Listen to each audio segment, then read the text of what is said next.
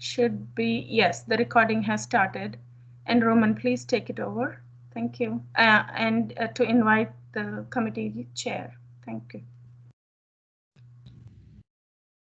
Hello, thank you, Savita. This is Roman McAllen. Let me just say hello real quick. Turn on my camera a minute. I think y'all might be able to see me.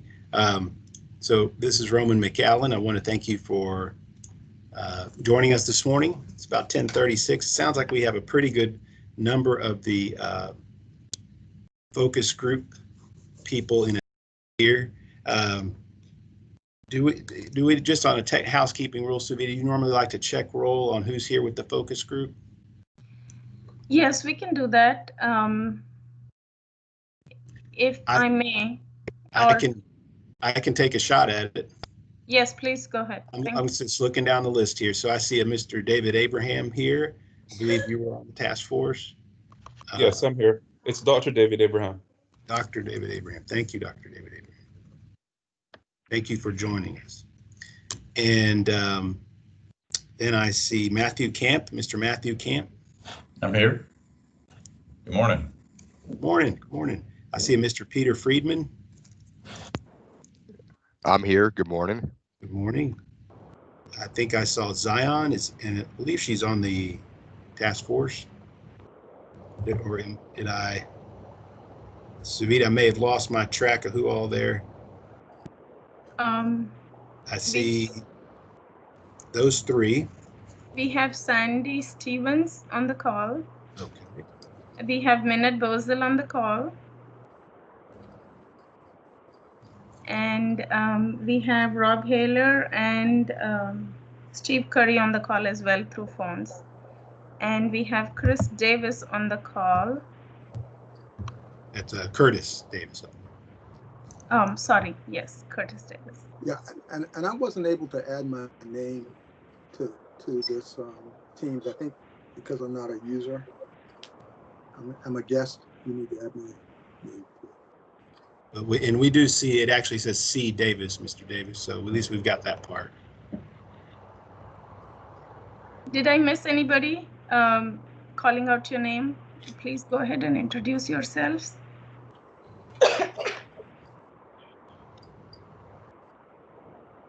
Okay. Just double checking it. So now that list you went through, Savita, just for the record, those are the members of the task force. Is that correct?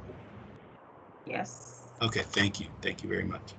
Okay, so members of the task force, we want to step back. Last week we talked a little in general about conservation districts. Today we want to, our agenda is to review the purpose of this task force, review existing tools that the city of Houston has that could be seen as useful towards what may be the goals of this effort, and then identifying gaps between those existing tools, and which we'll explain in a minute, and what we're looking to fulfill. And we'll summarize and we'll take any questions. So the purpose of the Roman, if I may, sorry to interrupt. No, may okay. I ask Ms. Clark to address the focus group for a second, please? Oh, sure. I thought she took a pass on that. Ms. Clark? Good morning. Good morning, everyone. I really just wanted to say good morning, Roman, and thank everyone for taking time to join this task force meeting and to put all your efforts into it. We appreciate everything you guys are doing and that you will be doing. So I'll just be listening in, Roman. I appreciate it. I appreciate you very much. Thank you very much. So the purpose of the task force is to provide a recommendation or recommendations to the Livable Places Action Committee. And these recommendations could take the form of concept outlines and or the structure of an ordinance. Some of the existing character protection tools in the city are the minimum building line, which preserves the building line character of a single family residential neighborhood or block that does not have a minimum building line requirement established by deed restrictions. Also, we have minimum lot size. These preserve the lot size character of a single-family residential area or block that does not have a minimum lot size established by deed restrictions. Then we have prohibited yard parking. These protect neighborhood property values, aesthetic appearance of the areas, and prevent damage to the City of Houston's underground infrastructure by prohibiting parking of vehicles on unimproved surfaces in single-family residential areas. We also have historic districts. As you know, these are created to protect historic buildings and areas of the city. And in essence, any place, building, area, or archaeological site that is deemed significant by the Historical Commission and City Council may be protected by such a designation. The process there involves initially 10% of the people of the property owners within a proposed district would apply. And eventually in that process, you do need 67% of all the property owners within the proposed district want to be a part of the district. We also have historic landmarks and protected landmarks. These may protect individual sites, and once approved by City Council, buildings in a district or individual landmarks may not be externally modified except for routine maintenance and painting. And by externally modified, we mean visible from the public right-of-way, externally modified, without a certificate of appropriateness. And I'll add, we mean significant changes actually, but that's generally what that means. And then certificates of appropriateness may either be approved by the director, that's a typo there, and by the director, sorry, let me just correct that on the fly so we know, or approved by the commission. So what we're gathering to talk about are what are the gaps? Those are the tools. Those are the tools we have. What are the gaps between those tools and what is the perceived need for a conservation district or a new type of district? So what do we need or desire this new type of district to do? What problems are we trying to solve? And what are the limitations of the existing tools? I'll pause here. I have other opportunities in these next few slides for input. But if the task force members want to kind of throw out, if you will, I hate to put you on the spot, but what are the other gaps?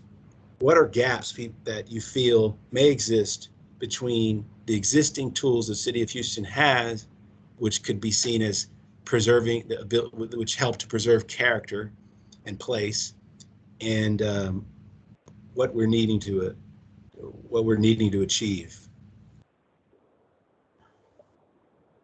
What about deed restrictions? Or subdivision regulations, rather?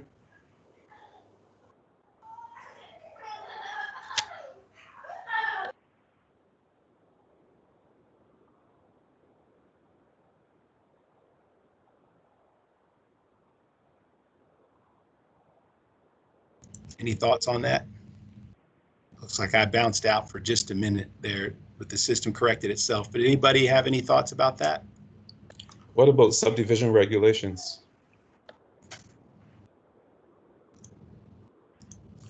If I may answer, this is Savita Bandy. Subdivision regulations, they help to subdivide property or improve the property, but is the goal of subdivision regulations to preserve the character? Absolutely, right? Okay, and the deed restrictions are a good point. Deed restrictions, however, are privately administered. They are not administered by the city. But that's a good point.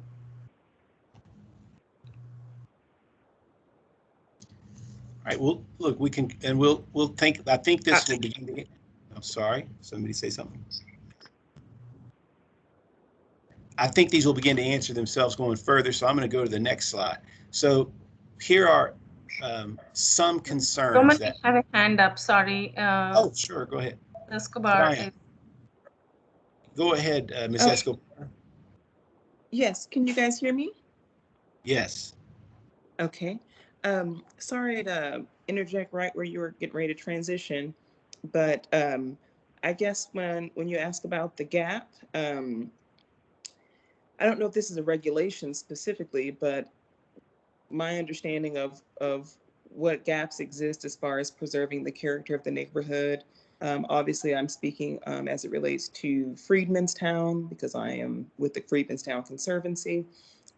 But the gap that I see that exists is we have a neighborhood that is experiencing a lot of change and historically has done so. And the importance and the character of the neighborhood is of substantial to the city. And so without any other tools in the toolbox that are similar, for properties that are not historic, for all the vacant lots, for the redevelopment and revitalization process, how does one guide that so that there's a positive, healthy growth experience for a community that's had growth, but it's been unbalanced growth?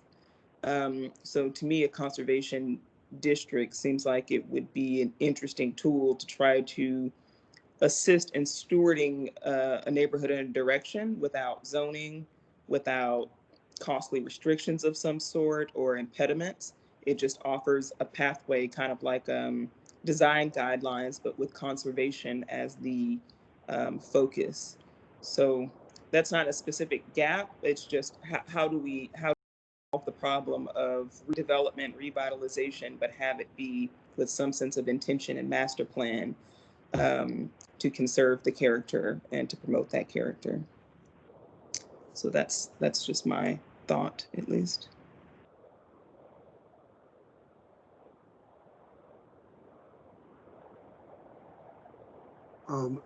This is Curtis Davis. This is not a regulatory issue, it's a process issue. And I'm just using the term process transparency as what the gap would be. And what I mean by that is any particular project or any district upgrade process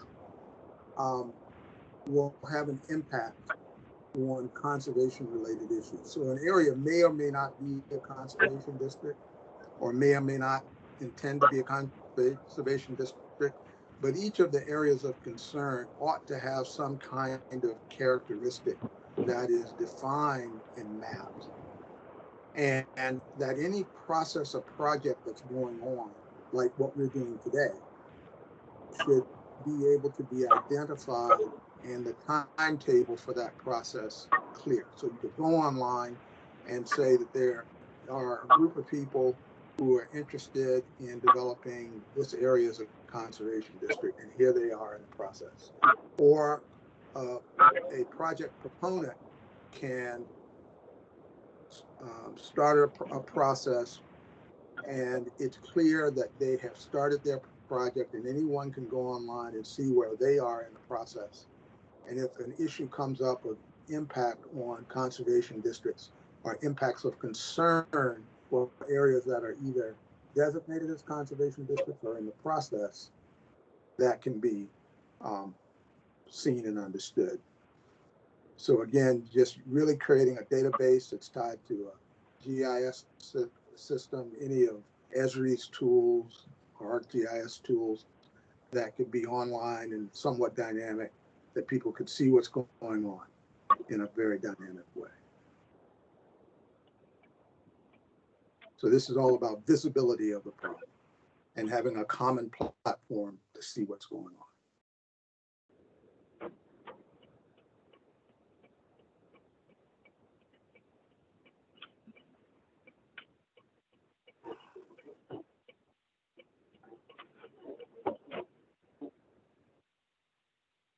I'd like to add, or at least Curtis, if I may, on that second to last bullet.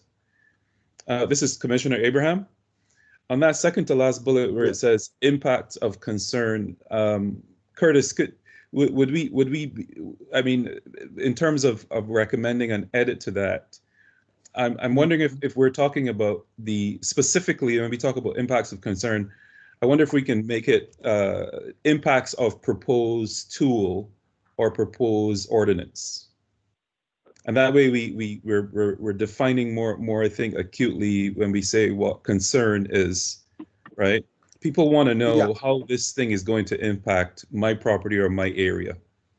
So if we change it to impact of proposed ordinance or proposed conservation district, would that be getting at the same thing that you're proposing?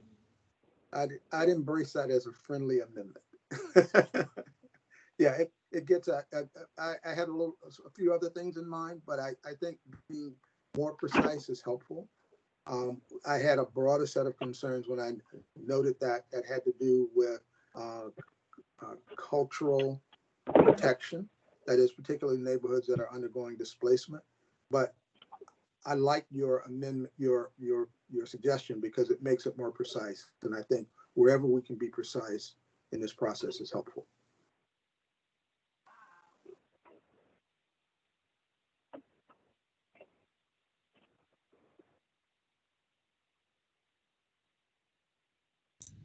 Thank you, Mr. My Davis. my larger concern is to begin to overlay data sets, but I want to stay away from that right now. I'll just stick with this gaps because we can be all over the lot. Thank you, Mr. Davis, Mr. Abraham, Dr. Abraham. The next slide talks about the concerns. We've suggested some that we're aware of. The displacement of current residents. This is a tremendous concern for the people who are, for many people, including the people who are live in and invested in various neighborhoods. The loss of affordable housing units. The lost sense of place. This is, rather ethereal, but it's very important, and we know it when we see it.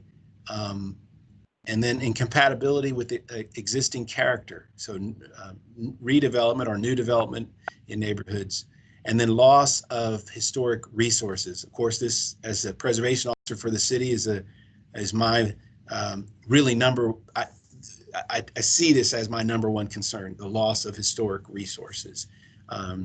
And so that one is important to me. And then what else? Other concerns that can be expressed here.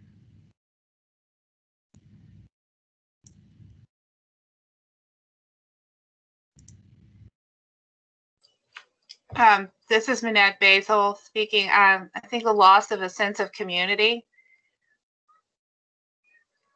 is really, really paramount with the intrusion of development that's not sensitive to where it is. There's a loss of streetscapes with the types of townhomes with front-loading garages, things like that, streetscapes, pedestrian access, and just the general sense of community and people knowing each other.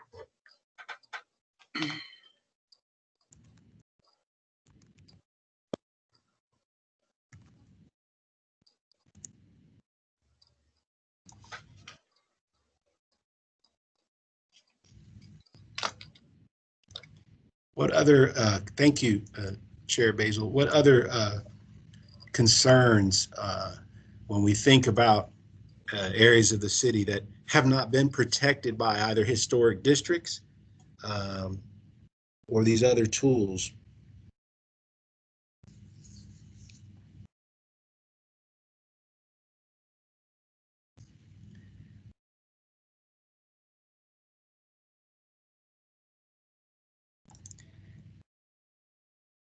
If we step back to the gaps a minute, I don't think it belongs here, but I just want to express that what I've heard is a lot of talk about incentives. Now, if we're talking about the creation of a conservation district, it doesn't it doesn't necessarily include that, but I want to express that what I have heard is that it may be that in an area in which you're trying to protect all of these things, if there are people in the neighborhood of, in a lot, what we're really talking about when we talk about the historic areas of the city are areas that have had lower values. The redevelopment occurs because the land is cheaper and to buy, and people can come in, put new structures on them and sell them for more money. But what about the people who live there, who have always lived there, who as a family, their property values are increasing and things like that. So I don't know if it belongs in here or anyone's thoughts on it, but that's just that the notion of the current tools don't seem to address how people can continue. It kind of goes back to one of these points, but I mean, how do you keep the sense of place if it's the people that were always there are not anymore? Any other thoughts? So I'll move on to the next slide. We can come back through these. Well, I'm sorry. Before we move on, Roman, I just thought of something else. This is Commissioner Abraham again. I'm wondering how this group feels about adding in the list of concerns, adding these minimums also as concern, because having minimum lot sizes in some cases prohibits infill development, which will offer us more affordability. So on one hand, this is a tool called the minimum lot size, but it is because for some neighborhoods, it's considered a wonderful thing, and then for others, it's considered actually a heartache. And also the minimum building line as well. That's a good point.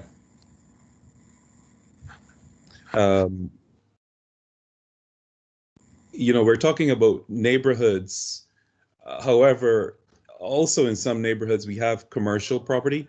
And so also the minimum parking standards would and that should probably be one of the tools here, because it is something that maybe Savita, you can help us with that.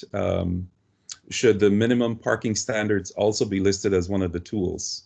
Certainly, I'd like to list it here with the concerns, though. Okay, we can add them to the concerns.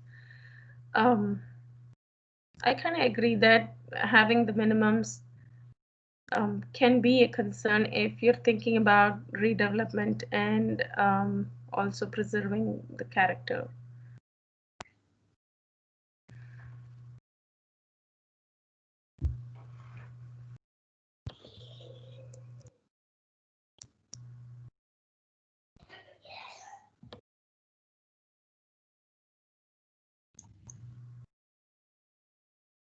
Thank you, Dr. Abraham.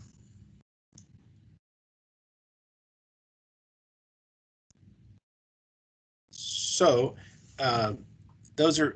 thank you for those expressions of concerns and about the gaps and areas where we could use some work. So now we want to talk about, so just, this kind of goes back to the toolbox. What's there, sort of, well, not necessarily. So in historic districts, you have these things typically regulated, but we are also listing them here as potential characteristics that could be regulated in a conservation district, such as building height, street access and facades. How does the building present itself to the street? Is there a door in the front or the side or the rear, and is the garage in front? Architectural style, is new construction compatible with the existing character of an area? Building shape, size, and all that kind of goes together. And demolitions is something to consider regulating. So if y'all could speak to that, I'm happy to add more to the list. And again, so this is just kind of zooming out. We know what historic districts regulate. We know those other tools we have. Is there, what else could be considered for regulation in your landscape?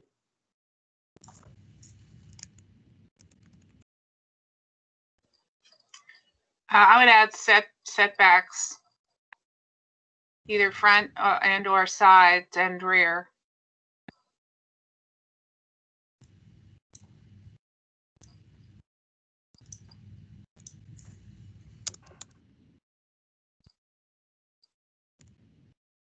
Those are good ones.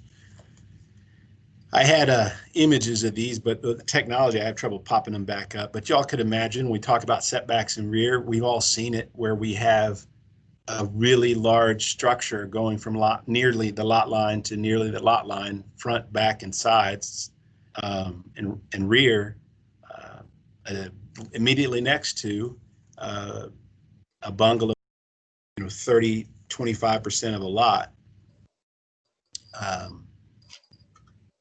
I would also add the front of the, in addition to sides and rear.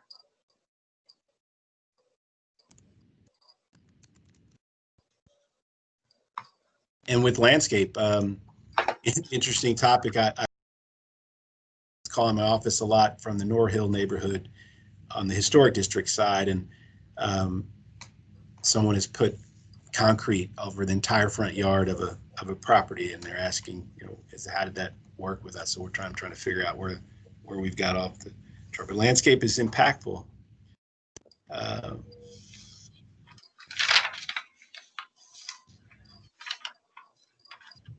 Any other potential characteristics to consider regulating? Building materials.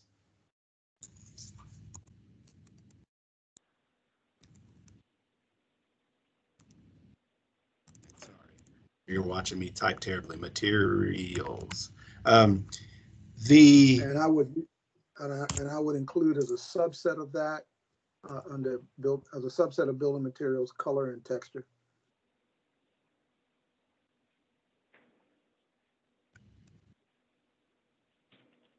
Right, and in the last legislative session, that the Texas legislature, they did pass a law that said cities couldn't regulate materials, but thanks to a group of kind of preservation lobbyist folks, there was an amendment in there that allowed cities that are either certified local governments or Main Street cities to be exempted from that, and Houston is both of those. So that is a potential area. Mr. Kirby Lou has a comment to make. He has his hand raised. Yes. Can you guys hear me? Yes. I was wondering, just as a point of information, how does, let's say, affordability guidelines get travel with the deed or the land? So is that something that is a point that gets regulated, or is it something that's sort of done through different types of covenants in the deed? So that's just maybe something that we should think about, is what's the best way to preserve affordability if we can put in an AMI limit that travels with the property? That will have to be some kind of deed restrictions or restrictions that are recorded with the property. Kim Nicholson is on the line and she would like to make a comment. Just real quick, and from the legal department, understand that all of these ideas will be reviewed and discussed going forward. As Roman indicated, the legislature has enacted some rules about aesthetic regulations. There are some limits in Texas state law about affordability, though there is already a bill to kind of try and address some of that. So, in this changing legislative area, we'll work creatively to try and get to all of these goals, but understand sometimes our hands may end up being a little tied. So right now the goal, thank you, Kim, for that. Right now the goal is to brainstorm and bring up all the different things that we could think of, and then we have to go through them one by one Yeah. To see what we can have and what we cannot absolutely have in modifications. Yep. Thank you. Yep. Thank you, Ms. Mickelson. Mickelson, that's a good point. And but I do want to keep it, you know, any other thoughts? And we these are all very good.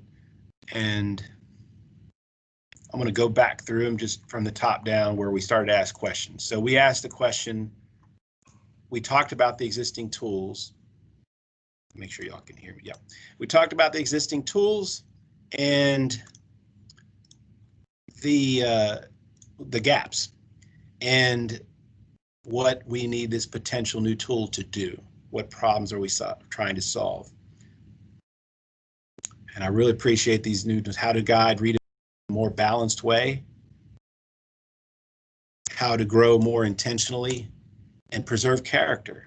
And I think we've all seen that. You see areas of the city that, you know, it's funny. It's to me, it's not. There's just these times where you just wish there was a little bit of something that would steer it, and especially in certain historic areas. And from my mind comes to, you know, Starkweather or Independence Heights, where I'm going to go tour later today, Tanya Dubois. But you know that you see some things happen in Freedmanstown. You see certain things that you wonder if that couldn't have been done, if we couldn't have asked or had something that would make that be done in a better way.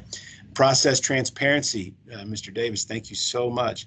And that's a key part of conservation districts. The city of Dallas, I noticed on their page that they have a page that explains the difference between conservation districts and historic districts. And what it says is conservation districts are tailor-made to the neighborhoods to which they impact, tailor-made. And so that input is critical, the transparency. What are the gaps? Process transparency areas should have definable characteristics that can be identified as critical. And I think, Mr. Curtis, if I understand what you're saying is, yeah, if we don't all, that we need to understand what the point of an area is, and you do that for posterity, and you do that for recognition of the people in a place as it evolves over time. I think when I hear that. Yes. But more importantly, I think as people have proposals, it's really, we're not trying to build Colonial Williamsburg, right? What we're doing is a more dynamic environment. And that means that there is some kind of tool for ongoing dialogue. So there's a common understanding that's established, and that this conservation district is in any particular case, needs to have a shared understanding about what it is and how one manages it over time. And the tools to do that are really important. So no matter what we agree to, there needs to be a place and a set of tools where people can engage. So if I decide I want to do something to my house, if I'm getting ready to sell a property, if I want to buy a property, I want to do something in the area, or I want to just know what's going on in my area, there is a way to find it. So it's not only what you've described, but it's also the actual tool to do that, and to realize those things. If I may, please, we have Kirby Liu's hand raised up. If you want to make a comment, sir. Yes. The other thing I wanted to bring to everyone's attention is maybe the auction process. Can you guys hear me? Yes, we can. Oh, so perhaps like if we're talking about, sorry, just to circle back to my other point about affordability and then affordability traveling with deeds, I think like a lot of the, you know, maybe that's the auction mechanism that the city uses to deal with delinquent lots, auction, the city auctions for lots. And, you know, maybe that's something that the city can use as a tool to sort of promote greater affordability so that, you know, maybe the lots or a percentage of the lots that are auctioned off have affordability restrictions on them or some other type of, affordability incentive. But I know that's a little bit different than, sorry, historic conservation, but I just think that, a lot of these neighborhoods do have a lot of delinquent lots that get auctioned off by the city, so I think it's one of the key things to tackle. That's a very good point. Thank you.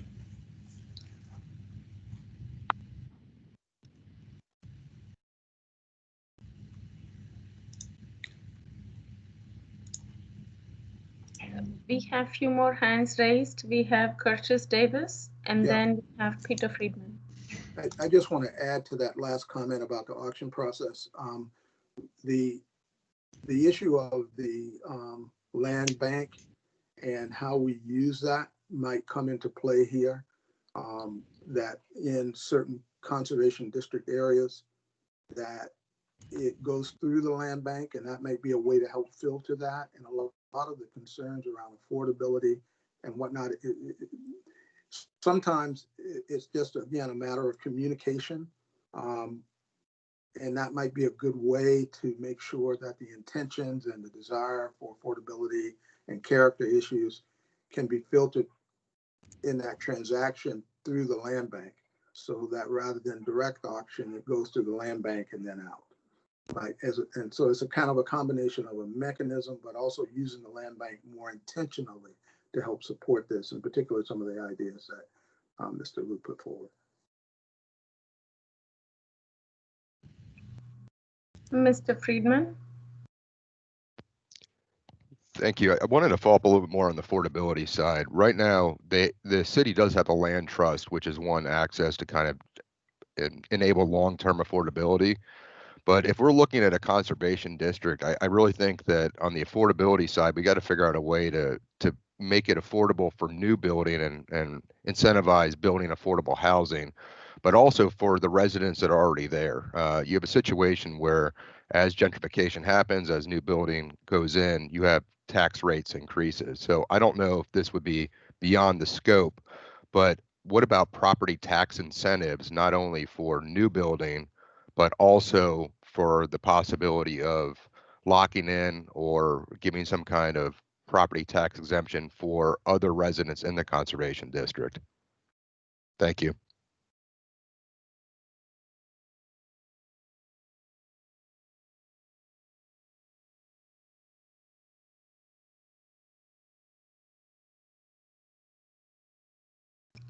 Ms. Escobar. Yes, can you hear me? Yes, thank you. Okay. I agree with the last comment about property tax incentives in Freedmanstown specifically. I've had some detailed conversations with the community there about what would cause them to stay and what's pushing them out, especially the seniors in some of the historic homes there. And property taxes as a whole is kind of front and center. And so I would second that. But what I wanted to offer as something I would like to be considered is what is our city and tenant right to purchase preservation plan? I know other cities that are doing preservation have an option where, once a particular parcel is up for grabs, you have residents, you have a rental tenant, for instance, who has the first right of refusal. The city has the first right of refusal before it just automatically goes onto the open market for, kind of the bidding wars between developers who want to do whatever comes next with it. So I just would like to see an option for rental tenants to go to be low-income homeowners. And then after that, the city becoming an option so that others like the Conservancy would be able to make a purchase to keep it affordable as well in the future, if we get to that point.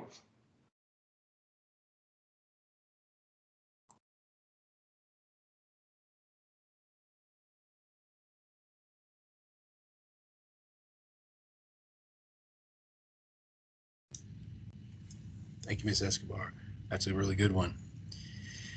We had a property on the east side that, this kind of gets to where anyway, this property had squatters in it. It was multiple units and was demolished recently. the owner had passed away and appeared to have died without heirs and without a will, so the property taxes were, well, actually disrepair, and even there were either tenants or another party that was interested in saving the building, but he had no right to the building. So it was a complicated scenario. We couldn't preserve the building. Our own Department of Neighborhoods felt the building was substandard, and which clearly was substandard. But it was definitely a historic resource that I hated to see go away. These ideas are tremendous, and you got I think we have, we're really broadening the thing, but I'm glad we're bringing all these up, and we can look at other cities to see what they're up to. I want to point out that Amanda Coleman, who's on the staff with here, I know we're talking about conservation districts, but I wanted to point out something that they do in New Orleans is that they have, well, I'll bring it up in the next meeting. I'll explain that in the next meeting. It's neither here, but they have different levels of historic districts. So they treat some areas, it's in a way, they don't call it a conservation district. They just have levels of their historic districts, but perhaps we'll just talk about that in another meeting. So, Roman? Yes. Thank you. This is Lynn. I'd like to read a comment by Mr. Davis in the chat. The City of Atlanta, with philanthropic partners, has established a trust fund to subsidize increases in property taxes of low-income homeowners, and that it's a referral to East Side neighborhoods. And that comment is in the chat.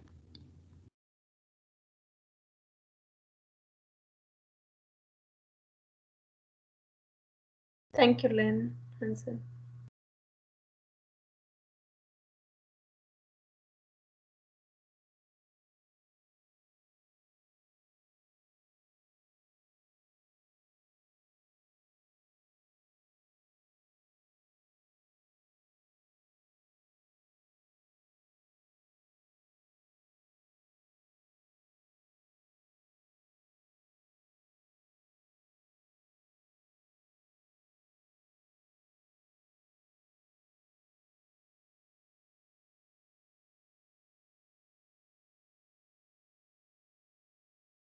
Roman, are you speaking? Suddenly we lost the voice. Sorry, y'all. Yes, I was. Thank you, Savita. I was commenting that we've gone through here this list. I appreciate that, down through potential characteristics to consider regulating. And I'm not trying to, if anyone is thinking of something else, just raise your hand or go ahead and speak up. I'm happy to continue to add to this list. It's very helpful. And in case you think of something later, I was saying here, this is my email. If I'm at roman.mcallen@houstontx.gov, you probably have my email address somehow in your email system. So if you think of things later, because what we'd like to do in the next meeting is go over anything else. And I think I already knew this would be possibly be complicated, but this list is broad, and as Attorney Mickelson pointed out, we have some limitations, but I would like to propose that I come back looking at any additional gaps that are brought up and maybe list these out in a way, everything we've talked about today, in a way that's understandable, and then perhaps with side by side with what other cities are doing with their secondary or districts or their conservation districts. Roman? Yes. This is Lynn.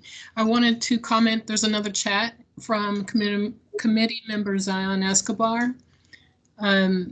Please have staff review this toolkit for more details. It's an example from other cities and more about displacement, and there is a link to the toolkit for our reference. Great.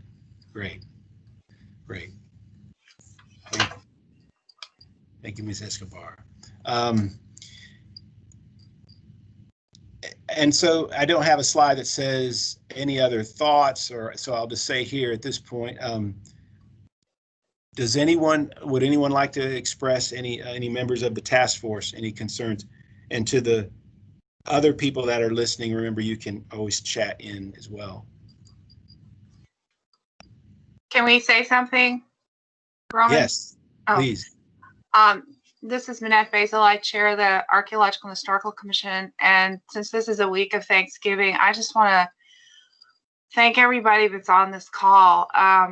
This is an incredible dialogue. Your thoughts are totally amazing. Roman, you and the team have put together a great presentation. And conservation districts are something we have brought up for a while, and now we're really, really looking at it. And I'm very hopeful that we together can help neighborhoods retain their sense of place, their affordability, and it's just very gratifying. So I just want to thank everybody.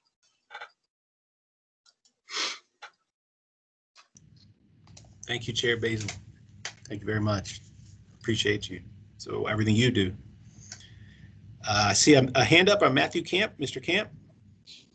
Yeah, I just wanted to kind of see what everyone's thoughts were on the duration that these guidelines or kind of tools would be applied for. Is it, is there a time frame, 10 years, or how do you go about reevaluating things? Because neighborhoods don't exist frozen in time; they grow and change. And are we going to set this up to where it can be kind of constantly evaluated and re-examined?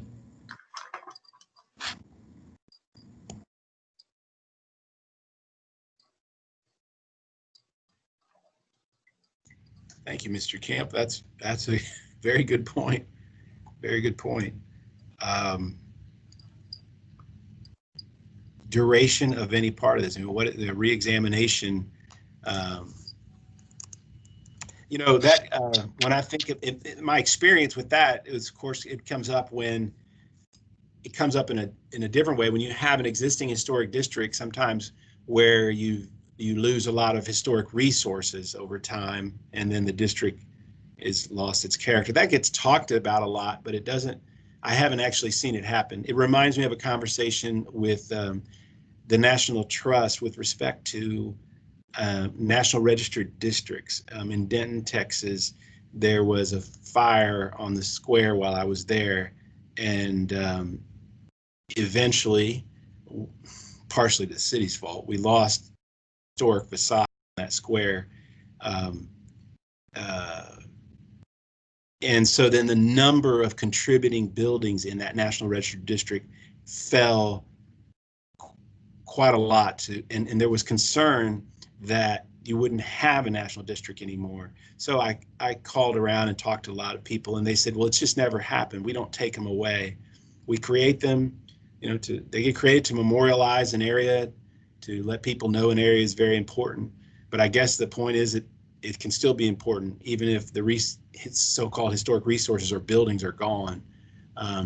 But in this case, yes, I could see, especially with the kind of tools we're talking about here, that you may not, they may need to be re-examined. So I put that on the list there. Did I cover that well enough though, Camp? Yeah, it's just, as incremental change happens, how does that get evaluated or incorporated into these guidelines? Thank you.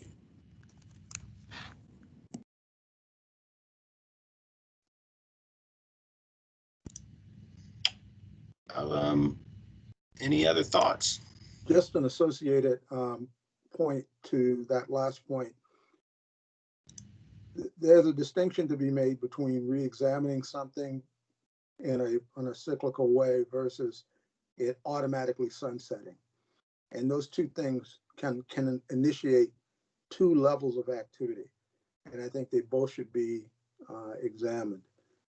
And if something has an automatic sunsetting, what are the triggers for it? So, if a whole area burns down, are you required to rebuild it the way it was? Versus every 20 years, that issue has to be re-examined because we believe cities are dynamic. I think it's a profound conversation, and can be looked at as well.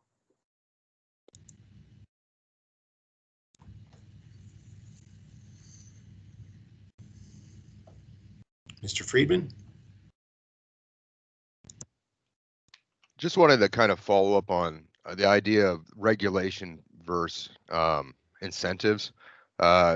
Doing affordable housing in the greater OST area, that's where we're working on our projects. Regulation is a concern because it adds cost to our overall project, and that is then passed on to the buyer in the future. So I know legal is going to have to look at this and see what we actually can regulate and what we can't.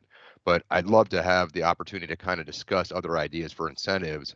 We have some of that with the setbacks and other things, but different incentives that we could pass along, like we talked about, possible property tax relief or some other things that we can do. I know the city has a developer participation contract that's more for neighborhood development, but it's one avenue. We also have, the city has capital projects that are going on. I don't know if there's a way to tie that in, but just in case we come back and we have all these great ideas, but legally we can't regulate certain things, what can we make it to a point where it's almost financially irresponsible not to do it the way the conservation district would like to do it because of the incentives in place? Thank you.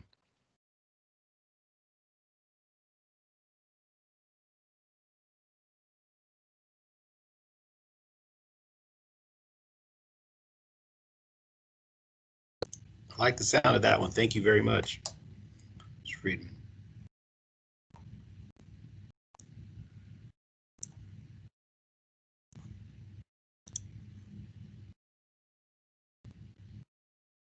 Well, it's approaching about an hour since the meeting began. Just want to say thank you very much as we head into the Thanksgiving weekend. Thank you all very much for these ideas. Don't feel any pressure that you have. I'll suggest we bring this back in the next meeting if y'all all agree. And I mean by y'all all, I mean you all in the task force as well as city staff and the director, that we we bring this back and start to try to maybe with the matrix form pull this together. So I'm thankful for this, and again, if you need to email me. So we're talking about this may change as far as the next meeting. And Lynn, Miss Henson, I remember you had a third meeting agenda sort of drawn out, and I don't want to get out of line here with suggesting what we might address in the next meeting, but does this, because I don't have that list in front of me. Yes, you mentioned earlier to review the items that have been recommended today and talked about today. We can put that on a list and bring that back to the committee for next time. Even review any tools or menu items that we've found in other cities, and we can use that as the base of our conversation.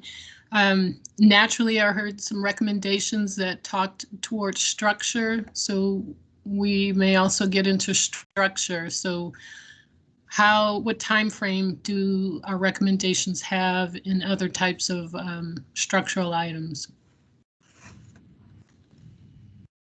There is a question in the chat. This is Suvita Pandey, staff. And the question is, when is the next meeting? We will plan that. It probably will be in about 2 to 3 weeks, Roman, if I'm not mistaken. Given that I see this, yeah, I'd say 2 weeks. The sooner the better. I'll put out another. I appreciate y'all going through those, whatever Zoom, whatever that tool. What is it called? I've been using. I'm using one of the Doodle tool to get a meeting time. Thank you, Roman. We'll accommodate that.